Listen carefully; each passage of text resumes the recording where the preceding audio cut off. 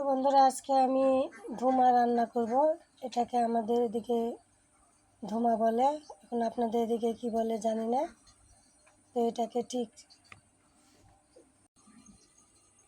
এভাবে করে কেটে কেটে নিতে হবে।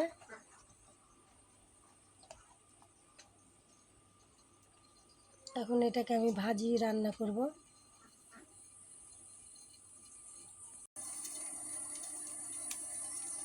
তো এখানে আমি কিছু কাঁচা মরিচ নিয়ে নিয়েছি। বড় সাইজ হলে অর্ধেক রসুন নিয়ে নিয়েছি, আর ছোট সাইজ হলে আপনারা একটা নেবেন।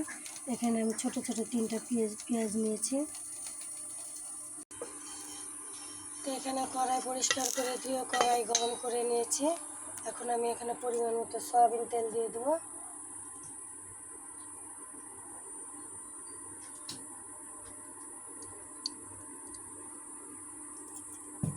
তেল গরম হওয়া পর্যন্ত অপেক্ষা করব। তেল গরম হয়ে গেছে। এখন কেটে রাখা পেঁয়াজ, রসুন, কাঁচামরিচ এগুলোকে আমি ভালো করে লাল লাল করে ভেজে নেব।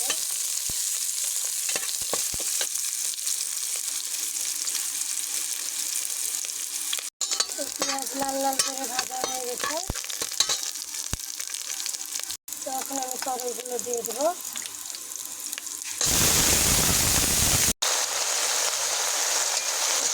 ধনিয়া দিয়ে দিলাম। এখন ভালো করে নেড়ে দেবো। এখানে আমি পরিমাণ মতো লবণ দিয়ে দিলাম। পরিমাণ মতো হলুদ দিয়ে দিলাম।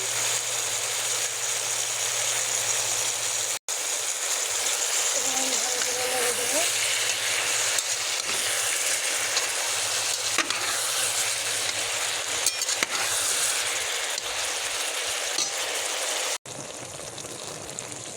তো আমি আবার তরকারিগুলো নেড়ে দিলাম। তো দেখুন বন্ধুরা, কতখানি জল ছুটেছে। তো তরকারি থেকে এরকম জল ছুটে একটু সময় নিয়ে তো ভাজিটা করতে হয়। কিন্তু তরকারি খেতে অনেক স্বাদ। আপনারা নিরামিষ তরকারিতেও খেতে পারেন, চিংড়ি মাছ দিয়েও খেতে পারেন।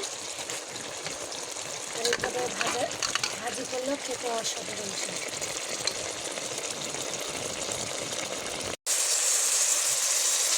তো দেখুন বন্ধুরা, ভাজি থেকে অনেকটা জল শুকিয়ে গেছে।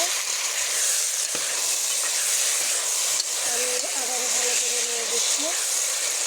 কারণ অল্প অল্প জল আছে, আমি এটাকে শুকিয়ে নেব। তো ভাজি আমি আবারও নেড়ে দিচ্ছি।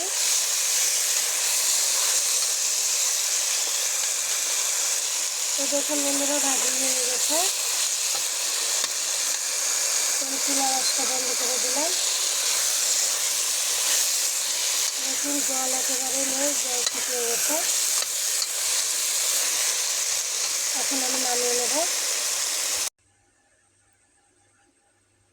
তো বন্ধুরা দেখুন, তরকারির ভাজিটি দেখতে কত সুন্দর হয়েছে, খেতেও অসাধারণ। তো এরকম নিত্য নতুন রেসিপি পেতে চ্যানেলটি সাবস্ক্রাইব করুন, পাশে থাকা বেল আইকনটি ক্লিক করে দিন।